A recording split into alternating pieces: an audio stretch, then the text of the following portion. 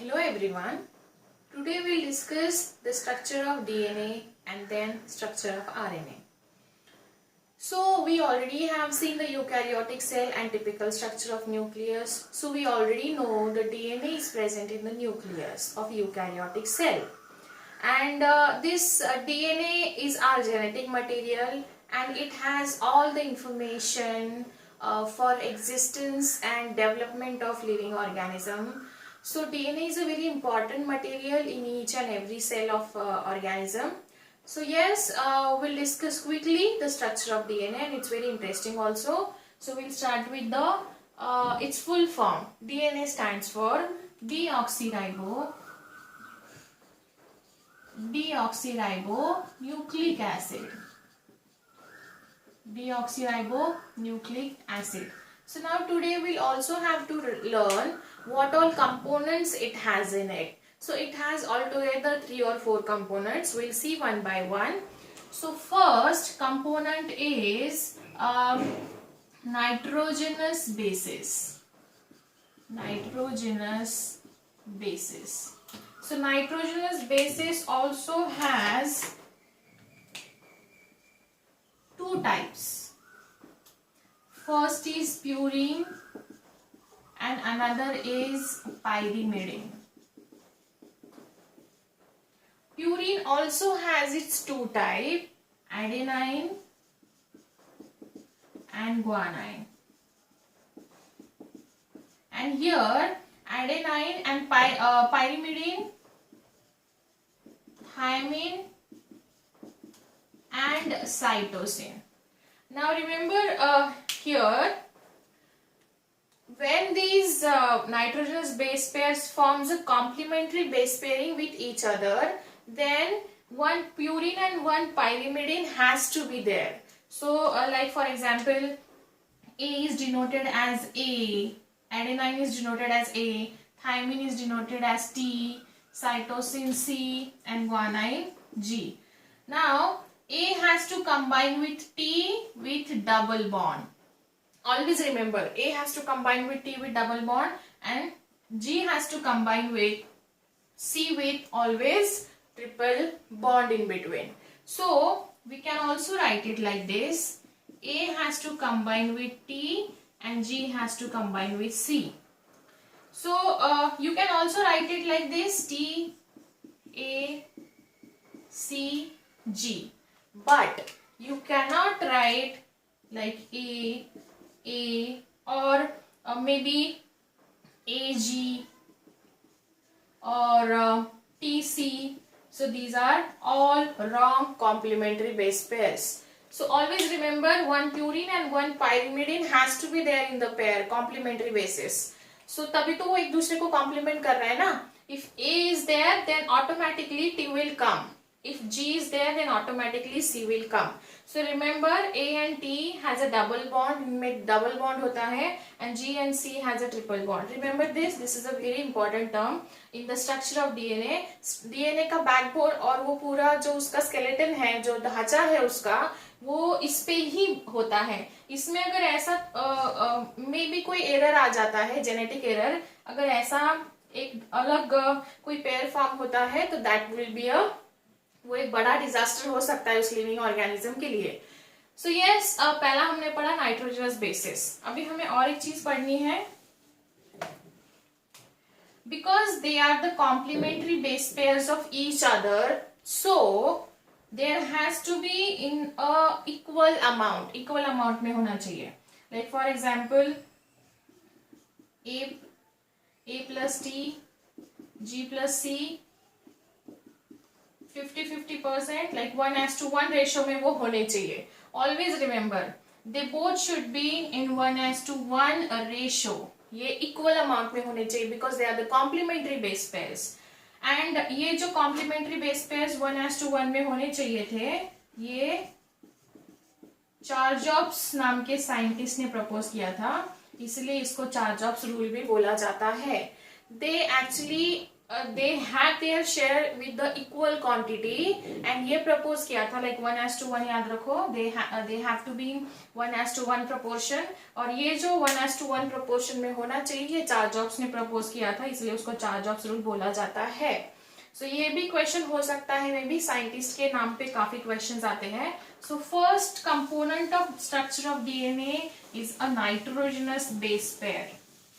Another would be, second component is sugar. Second component is sugar, which is a pentose sugar. Pentose मतलब it's a 5 carbon compound. It's a 5 carbon compound containing sugar. और वो कौन सी sugar है? Deoxyribose. Deoxyribose sugar. Third would be, third and most important part from it is a phosphate group. Phosphate group, it's a backbone of DNA. So these are three components arranged in such a way that so will form a double helical structure. DNA structure जो होता है वो double helical structure form करता है. ये double helical structure है, ये 1953 में 1953 Watson and Crick proposed the double helical structure. Double helical structure मतलब like एक अगर ऐसा है तो दूसरा उसको एंटी पैरेलली रन होगा like this. So this is the double helical structure. It should be with the two you can say thread like structure or filament or fragment. Now this is very interesting. और यहाँ कहाँ nitrogenous bases होते हैं, कहाँ sugar होगा, कहाँ phosphate होगा, ये भी हम डिटेल में पढ़ने वाले हैं. So Watson and Crick proposed double helical structure. Double helical structure of DNA and 1953 में किया था. सो ये एक हेलिकल हो गया, एक स्ट्रैंड हो गया डीएनए का, और now this is the another strand of DNA. So double standard भी बोल सकते हो, डबल हेलिकल स्ट्रक्चर भी बोल सकते हो, one and the same thing. Now we'll see quickly how these three components of DNA arrange in the structure of DNA. वो तीनों कंपोनेंट डीएनए के कैसे वो स्ट्रक्चर्स में अरेंज होते हैं. So now फर्स्ट जैसे हमने यहाँ ड्रॉ किया था like this, वापस मैं यहाँ ड्रॉ कर रही हूँ.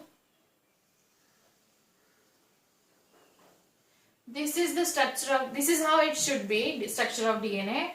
बट देन यहाँ हमें समझ में नहीं आ रहा है मॉलिक्यूलर स्ट्रक्चर कि यहाँ शुगर मॉलिक्यूल कहाँ होगा या फिर where should exactly the phosphate group. So वो हम यहाँ पढ़ेंगे. नाउ सी, पहले हम शुरुआत करेंगे यहाँ से प्यूरिन एंड पायरिमिडिन से, ATGC से शुरुआत करेंगे. So first of all this is the nitrogenous base pair. इसका स्ट्रक्चर अलग होता है लेकिन मैं यहाँ बस उसको एक बॉक्स से दिखा रही हूँ, इतना हमें डिटेल में जाने की जरूरत नहीं है. Then just now we discuss it should be a 5 carbon compound group. So हम यहाँ 5 कार्बन कंपाउंड ग्रुप मतलब like we have to draw this thing. 5 carbon sugar हमको ड्रॉ करना पड़ेगा. 5 कार्बन मतलब 0, 1, 2, 3, 4 and 5. Now remember this, with the help of first carbon this should be attached. पहले carbon पे nitrogenous base pair होता है, सो may be हम इसको A नाम देते हैं. यहाँ मैं जस्ट एक बॉक्स ड्रॉ कर रही हूँ. ये डबल रिंग में प्रेजेंट होता है. Adenine is actually present in double ring. So here with the help of first carbon, देखो 1, 2, 3, 4 and 5. So this is a sugar molecule. Here is the nitrogenous base pair. You can see A अगर होगा तो definitely A has to combine with T. So here double bond and T.